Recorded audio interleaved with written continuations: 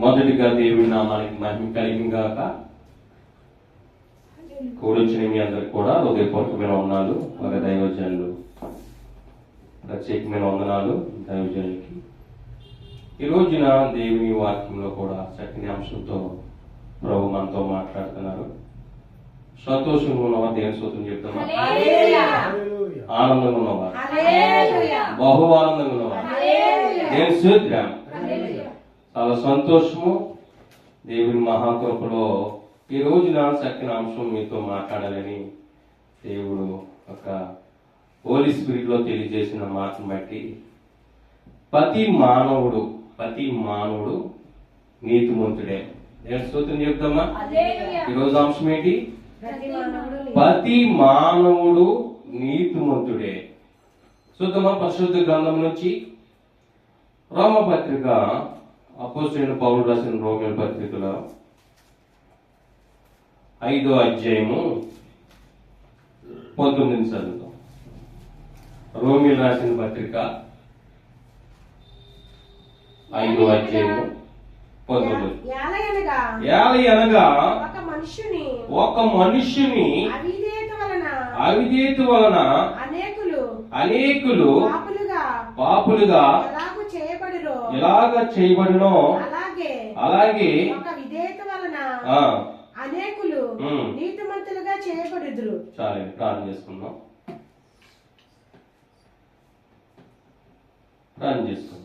పరిశుద్ధుల మహోన్నతుడ తండ్రి, మీ ఘనమైన నామం బట్టి, మీ కృపను బట్టి, మీ కనికరను బట్టి, మీ దయ కిరీటం బట్టి శ్రేష్టమైన దినాన్ని, శ్రేష్టమైన సమయం ప్రభావ మాకు కావలసిన ఆత్మీయ ఆహారము మాకు దయచేసి నీ పరిశుద్ధాత్మ స్పిరిట్ లో నాయన ప్రతి ఒక్క మాట తండ్రి, ఇదిగో నాయన లైవ్ లో చూస్తున్న వారిని, ఛానల్ లో చూస్తున్న వారిని ప్రభా అనేక మంది బిడ్డల పక్షాన్ని కూడా ఆత్మీయ జీవితంలో బలపడడానికి సహాయం చేయమని అందులో యేసుక్రీస్తు నామములో అడుగు పెట్టుకుంటున్నాం తండ్రి, ఆమేన్.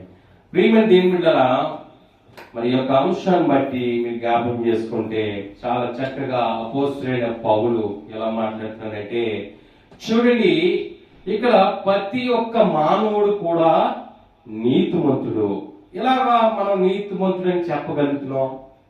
అయితే ప్రభు చెప్తున్నాడు, అక్కడ వచ్చిన కూడా చూడండి 20 వచ్చి, మరియు అపరాధము విస్తరించినట్లు ధర్మశాస్త్రం ప్రవేశించెను.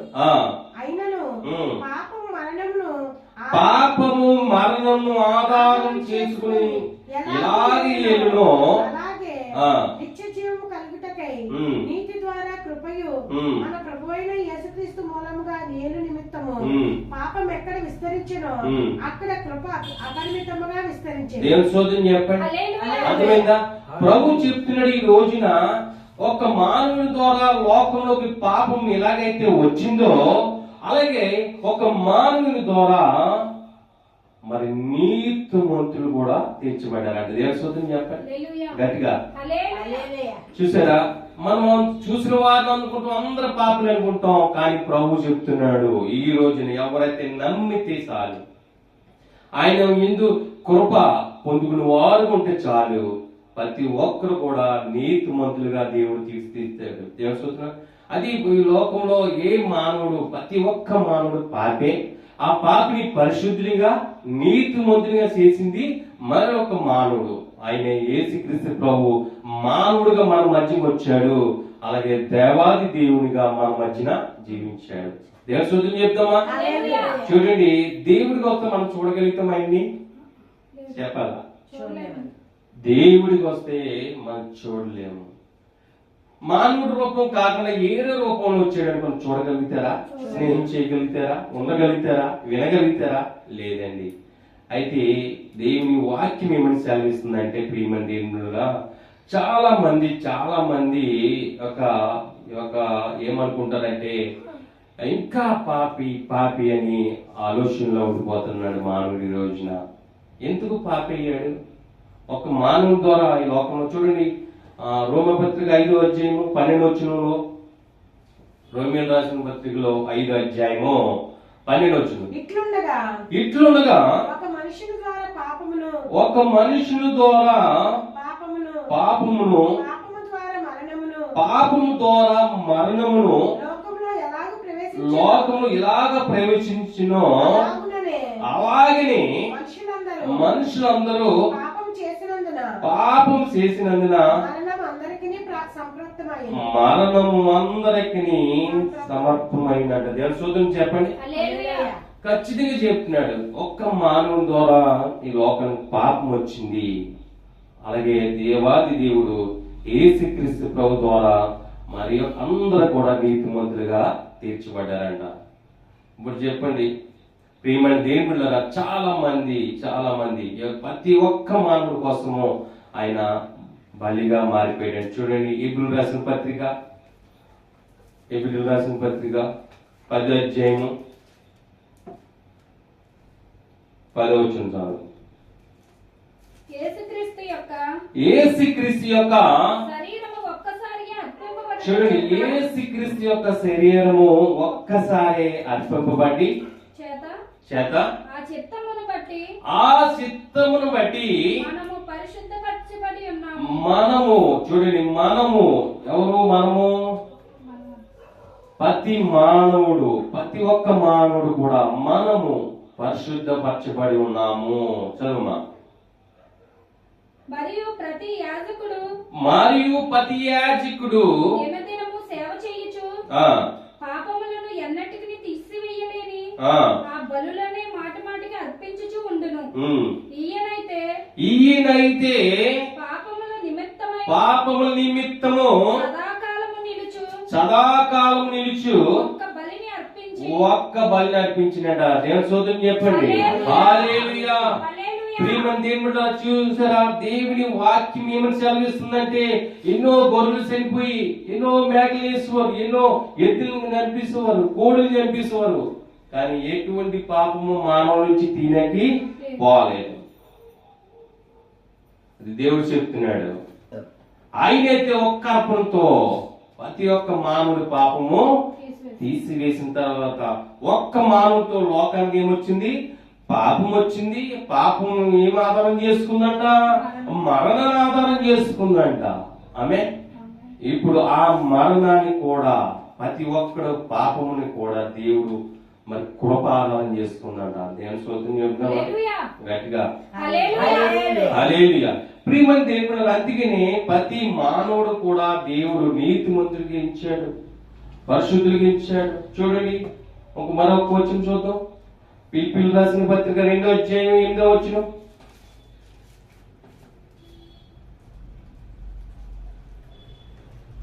పిలిపిలి రాసిన పత్రిక 2వ అధ్యాయము 8వ వచనం. మరియు ఆయన ఆకారమందు మనుషుడుగా కనబడి మరణము పొందినంత, అనగా సిలువు మరణం పొందినంతగా విధేయత చూపిన వాడే తాను తగ్గించుకును. దేవుని స్తోత్రం చెప్పండి గట్టిగా. చూడండి, మనుషునిగా మన మధ్యకి వచ్చాడు, సిలువు మరణం పొందాడు, విధేయతను చూపించాడు. ప్రతి మానవుడి పట్ల, ప్రతి ఒక్కరి పట్ల ఆయన పరిశుద్ధ రక్తం సిందించి ప్రతి మానవుడి పాపం తీసివేసి నీతిమంతుడిగా ఇచ్చాడంట. అర్థమవుతుందా? ప్రియమైన దేవుళ్ళరా, ఈ రోజు ప్రతి మానవుడు నీతిమంతుడే. ప్రతి ఒక్కరు నీతిమంతుగా చేశాడు దేవాది దేవుడు. ప్రతి ఒక్కరు దేవుని పిల్లలమే. కాబట్టి ఈ లోకంలో జీవిస్తున్న కూని ఆ నిబంధనలని ఇలాగున్నా కానీ, ఏ ఒక్క గోత్రంలో ఉన్నా, ఏ ఒక్క పరిస్థితులు ఉన్నా కానీ అందరూ కూడా దేవుని పిల్లలమే. మనం అందరూ కూడా దేవుని పిల్లలమే. అయితే ఈ రోజున కొంచెం ముందుగా మీరు నమ్ముకోవచ్చు, కొంచెం వెనకాల కొంతమంది నమ్ముకోవచ్చు. అర్థమవుతుందా? కొంచెం ముందుగా నిజ దేవుడు ఎవరో మీరు తెలుసుకోవచ్చు, కొంతమంది అయితే లేట్ గా తెలుసుకోవచ్చు. కానీ దేవుని కృపలో ప్రతి ఒక్క మానవుడు యొక్క పాపము తీయబడింది. ప్రతి ఒక్కరిని కోసం ఆయన బలి అర్పించాడు.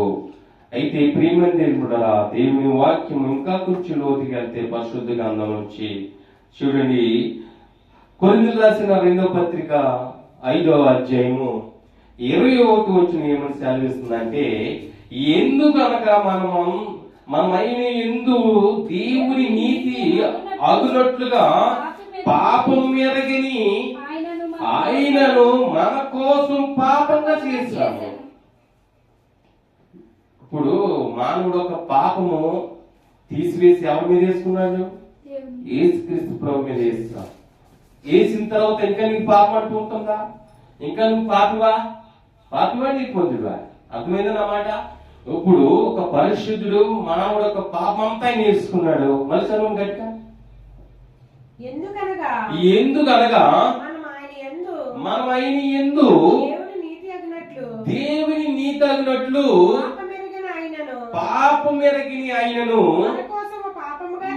మన కోసము పాపముగా చేసిను. ఆమేన్ ఆమేన్. ఇప్పుడు నీలో ఉన్న పాపం ఎవరి మీదకి వెళ్ళింది? దేవుని మీదకి వెళ్ళింది. ప్రియమైన దేవుని బిడ్డలారా, కొంచెం ముందుగా తెలుసుకున్నారు, మీ యొక్క పాపం తీసివేశాడు. దేవుని స్తోత్రం చెప్పండి. అయితే ఆయన మన పాపం వెళ్ళిపోయిన తర్వాత మనం ఏమై ఉన్నాం? నీతిమంతులుగా పరిశుద్ధులుగా ఎంచబడ్డాం. దేవుని స్తోత్రం చెప్తామా? హల్లెలూయా. ఇప్పుడు మనం ఒక్క మాట చెప్పాలా, ఎవరి పట్లైనా దేవుని పిల్లలు, దేవుని కుమారులు కుమార్తెలైన వాక్యం సెలవిస్తుంది. చూడండి, రోమపత్రికలోనే చూడండి 5:15 కూడా మీకు కొంచెం లోతుగా అర్థమవుతుంది. రోమిలకు రాసిన పత్రిక ముందు ఎప్పుడు మూసేయకూడదు. రోమపత్రిక 19 ఎప్పుడు చదువురా, అది ఎప్పుడు అండర్లైన్ చేసుకోవాలా? చదువు. అయితే అపరాధము కలిగినట్లు కృపావరము కలగలేదు. ఎట్లనగా ఒకని అపరాధము వలన అనేకులు చనిపోయిన ఎడల మరి ఎక్కువగా దేవుని కృపయు యేసుక్రీస్తును ఒక మనుష్యుని కృపచేతనైన దానమును అనేకులకు విస్తరించెను. దేవుని స్తోత్రం చెప్పండి. హల్లెలూయా. చూడండి ఎంత క్లియర్ గా చెప్పాడు. అయితే అపరాధము కలిగినట్లు కృపావరము కలగలేదు. పాపం విస్తరించిపోతుంది, కానీ కృప తొలగిపోతుందా? ప్రభు వాక్యం తొలగిపోతుందా? మీకోసం సువార్త చేసి చేసి చేసి మందిరానికి దేవుని నమ్ముకోవడానికి, పరిపూర్ణమైన విశ్వాసంలో నడిపించడానికి, ఆయన పరిశుద్ధ రక్తంలో మిమ్మల్ని కడిగి మళ్ళీ నీతిమంతులుగా ఎంచడానికి చాలా సమయము. అదే చూడండి, పాపం విస్తరించిపోతుందంట. పాపం ఎంత స్పీడ్గా వెళ్ళిపోతుందంట. ప్రియమైన దేవుడు, ఈ రోజున మానవుడు ప్రతి మానవుడి పట్ల ఒక పరిశుద్ధుడు బలైపోయినది విషయం మీరు తెలుసుకోవాలా. ఒక నీతిమంతుడు మనందరి పాపం తీసేయని మనం జ్ఞాపకం చేసుకోవాలా. ఈ లోకంలో ఎంతో మంది భయంకరమైన స్థితిలోకి వెళ్ళిపోయారు.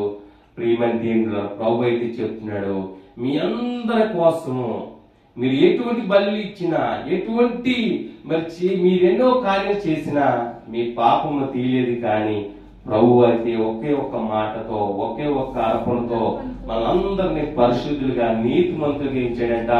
అలాంటిది దేవాది దేవుడు మనకు కలిగి ఉన్నప్పుడు ఖచ్చితంగా ప్రభు పట్ల నీ విశ్వాసం ఎలా ఉందో జ్ఞాపకం చేసుకోండి. నిజంగా మన కోసం ఒక నీతిమంతులు బలైపోయిన తర్వాత నువ్వు ఇంకా ఏ లోకంలో జీవిస్తున్నావో, మా లోకంలోనే నువ్వు ఇంకా తిరుగుతున్నావో చూడండి. ఎఫెసీయులకు రాసిన పత్రికలో కూడా చక్కని మాట వచ్చాడు.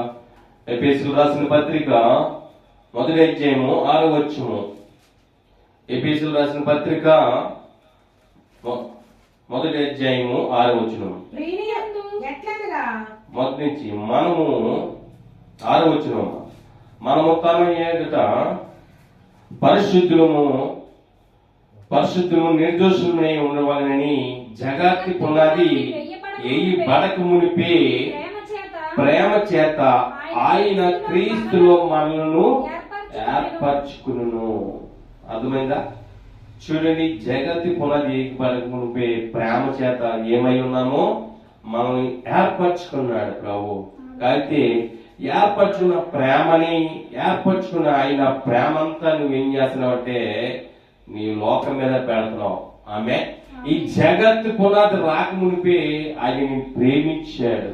ఆమె నీవు మంచి ఆత్మీయ ఆహారంలో చెప్పాలంటే ఇంకా నువ్వు దేవుని పిల్లగా, దేవుని కుమారులు ఉన్నాం. అయితే ఈ లోకంలోకి వచ్చేసరికి లోకంలో ఆశ ఏమవుతుందంట?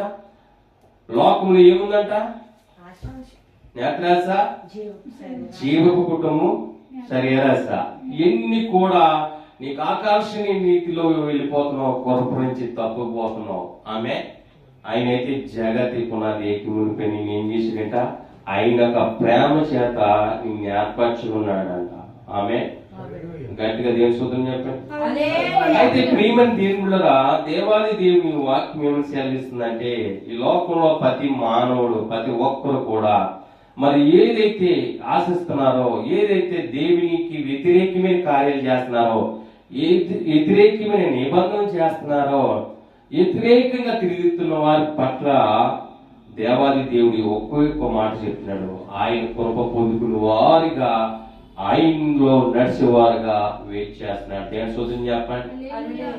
మీరైతే కొంచెం ముందుగా వచ్చారు, కొంతమంది వెనకాల. మొత్తం మీద అందరి యొక్క మానవుడు యొక్క పాపము, ఏ మానవుల్లో పాపం ఉందో ప్రతి మానవులో పాపం ఉందా లేదా? ప్రతి మానవుడు కూడా నీతిమంతుడిగానే అలాగే తీశాడు. దేవుని స్తోత్రం చెప్పండి. హల్లెలూయా.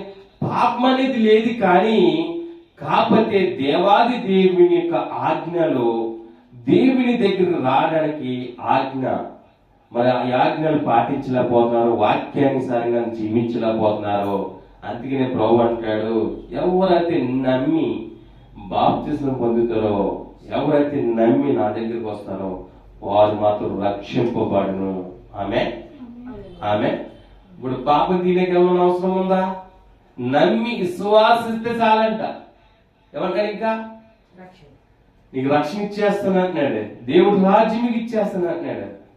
అయితే నువ్వు ఇంకా విశ్వాసించకపోతే, ఇంకా అతి ప్రేమని నువ్వు పొందుకోలేకపోతే, ఈ రోజు ప్రియ సహోదరి సహోదరుడా, మీ అందరికీ తెలుసుకోవాల్సింది ఏంటంటే, ఈ లోకంలో ప్రయాసపడుతున్నావు, లోకంలో తిరుగుతున్నామో, కానీ ప్రభు నీ కోసము, మీ అందరి కోసం, మనందరి కోసం కూడా ఒక అర్పణగా ఆయన మారిపోయాడు. ఆయన బలియోగం అయిపోయాడు. మనందరం పరిశుద్ధులుగా నీతిమంతులుగా ఎంచగా కలవరు సిలువలో పరిశుద్ధ రక్తం చిందించాడు. కానీ నువ్వింకా దేవుని తెలుసుకోకపోతే, అయితే ప్రభు ఒకే ఒక మాట సెలవిస్తున్నాడు. ఆమేన్.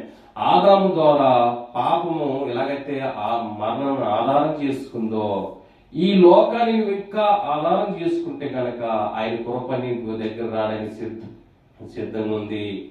ఆయన కృప వాక్యంలో ఎదగాలని దేవుడు ఆశిస్తున్నాడు. మీరందరూ కూడా నీతిమంతులుగా ఉండాలని దేవుడు కోరుకుంటున్నాడు. ప్రియమైన దేవుడు, అయితే దేవుని వాక్యం ఇంకా కొంచెం మాట మనం చూసినప్పుడు ప్రభు సెలవిస్తున్నామా చూడండి. కింద మాట రోమపత్రిక 21 వచ్చిన రోమపత్రిక 5వ అధ్యాయము 21 వచ్చిన ఆయనను పాపము మరణమును ఆధారం చేసుకొని ఎలాగూ ఏలెనో 21 వచ్చిన 5:21 సరే మరియు అపరాధము విస్తరించినట్లు ధర్మశాస్త్రం ప్రవేశించెను. ఆయనను పాపము మరణమును ఆధారం చేసుకుని చూడండి, ఆయనను పాపము మరణమును ఆధారం చేసుకుని ఎలాగే ఏలునో అలాగే నిత్య జీవము కలుగుటకి నీతి ద్వారా కృపయు పాపం ఎక్కడ విస్తరించెనో అక్కడ కృప అపరిమితముగా విస్తరించెను. దేవుని స్తోత్రం చెప్పండి. ఎందుకంటే ప్రభు ఈ లోకంలో ఏ ఒక్క ఆత్మ నశించిపోవడం దేవునికి ఇష్టము లేదు. కనుక నువ్వు పాపంలో ఈ లోకంలో విస్తారంగా నీ పాపం ఉందా అని నువ్వు ఇంకా పాపంలో లోకంలో జీవిస్తే కనుక ఆయన కృప కూడా మిమ్మల్ని వెంటాడుతూ వస్తుంది. ఎందుకు దేనికి తెలుసా? నిన్ను కూడా దేవుని రాజ్యంలో నువ్వు మారు మనసు పొంది దేవుని దగ్గర రావాలని ప్రేమతో కోరుకుంటున్నాడంట. దేశోదం చెప్పండి. ఇంకా ప్రభు యొక్క మాట ఇంకా లోతుగా తెలియజేస్తే ఈ యొక్క స్పిరిచువల్ మెసేజెస్ వస్తే మనందరి కొరకు ఒక పరిశుద్ధుడు నీతిమంతుడు బలైపోయాడు. ఆయన కృప నువ్వు చేస్తున్న లోక పాపములు అన్ని కూడా దేవుడు తీసేసినప్పటికీ నువ్వు లోకాన్ని ప్రేమిస్తున్నావేమో, ఆయన కృప ఇంకా వెంబడిస్తూ వస్తుందంట. దేవుని స్తోత్రం చెప్తావా? ఎంత మంచి దేవుడు అండి, ఇంత గొప్ప దేవుడు మనం కలిగి ఉన్న మనము దేవాది దేవుని పట్ల నువ్వేం చేయగలుగుతున్నారు? దేవుడు మిమ్మల్ని ఎంతో బహుగా దీవిస్తున్నాడు, ఆశీర్వదిస్తున్నాడు, ఆయన రాజ్యం ఇస్తున్నాడు. అయినా మీరు దేవుని కోసము ఏం చేయగలుగుతున్నారు? ప్రియమైన దేవుళ్ళరా, ఈ రోజు నా దేవుని వాక్యం సెలవిస్తున్న ప్రకారంగా చూస్తే చూడండి, ఎంత ఆత్మీయ స్పిరిట్ లో ప్రభు సెలవిస్తున్న మాట మనం చూసినప్పుడు ఖచ్చితంగా దేవుడు సెలవిస్తున్న మాట ఏంటంటే చూడండి, అందులోనే చూడండి కొరింథీయులకు రాసిన పత్రికలో 5వ సీజన్ కదా 2వ అధ్యాయం 5:21 అంటున్నాడు, ఎందుకనక మనం ఆయన దేవుని నీతి అన్నట్లు పాపం ఎరిగిన ఆయనను మన కోసం పాపంగా చేశాము అన్నాడు. ఆమె ఆమె ఇప్పుడు మానవుడు పాపం తీసుకొచ్చాడు, పాపం ద్వారా మరణం తీసుకొచ్చాడు. అయితే ఈయన పాపాన్ని మరణాన్ని అన్ని కూడా ఎవరు వేసుకున్నారు? యేసుక్రీస్తు ప్రభువు వేసుకున్నాడు. దేవసోదరుని చెప్పండి, పాపం తేరణ కారణం మానవుడు, మరణం తేరణ కారణం మానవుడు. అయితే ఎన్ని తీయడానికి ఒక పరిశుద్ధుడు వేసుకున్నాడట. దేవసోదరం ఆయన నీతిని బట్టి మనం ఎంతో ప్రేమించాడు. అందుకనే ఈ రోజు నా ప్రియ సహోదరి సహోదరుడా, ప్రతి ఒక్కరు ప్రతి మానవుడు నీతిమంతుడిగా దేవుడు ఇచ్చాడు. ఇంకా నువ్వు లోకం అనే పాపంలో ఉంటే కనుక ఆయన కృప మిమ్మల్ని వెంబడిస్తుంది. ఎందుకంటే ఒక మానవుల ద్వారా ఎలాగైతే లోకంలో ఒక పాపం వచ్చిందో, పాపాన్ని ఆధారం చేసుకుని మరణం వచ్చిందో, అలాగే అలాంటి పాపాన్ని మరణాన్ని ఆధారం చేసుకున్న కృప కూడా ఇంకా మిమ్మల్ని ప్రేమిస్తుంది. అటు కృప మీరందరూ పొందుకుని బహుగా మరి దేవుని రాజ్యంలో దేవుని పిల్లలుగా మీరందరూ కూడా ఈ వాక్యమైన మారు మనసు పొంది ఎవరైతే నమ్మితే చాలు, విశ్వాసిస్తే చాలు, నా రాజ్యమును ఆయన రాజ్యమును మనందరికి ఇవ్వడానికి సిద్ధంగా ఉన్నాడు. దేవుడు మిమ్మల్ని అందరినీ కూడా బహుగా దీవించి ఆశీర్వదించిన గాక. ఆమేన్. ప్రార్థన చేసుకుందాం. పరిశుద్ధ మహోన్నతుల తండ్రి, మీ ఘనమైన నామం బట్టి, మీ కృపను బట్టి, మీ కనికరను బట్టి ప్రభువా, నీ పరిశుద్ధమైన వాక్యం సెలవిస్తున్న ప్రకారంగా ప్రతి మానవుడు నీకు నొప్పించావు, ప్రతి ఒక్కరిని ఆశీర్వదించావు, ప్రతి ఒక్కరిని నాయన నీ పరిశుద్ధమైన రాజ్యంలో ప్రభా నీ కుమార్తెలుగా ఉండాలని నువ్వు ప్రేమిస్తున్నాలో నాయన మీ పరిశుద్ధమైన రక్తంలో మమ్మల్ని ఎంతో ప్రోక్షించి కడిగి పరిశుద్ధులుగా చేసిన తండ్రి, మీ నామం స్తుతించబడాలి, మీ నామం మహింపరచబడాలి, మీ నామం గణపరచబడాలి, మీ నామమే హెచ్చించబడాలి. దేవాది దేవుడు తండ్రి, నీ పరిశుద్ధాత్మ శక్తితో తండ్రి ప్రతి ఒక్క పెట్టిన మీరు బహుగా దీవించి ఆశీర్వదించుగాక. ఆమేన్, ఆమేన్, ఆమేన్. అందరికీ వందనాలు. God bless you all. God bless you.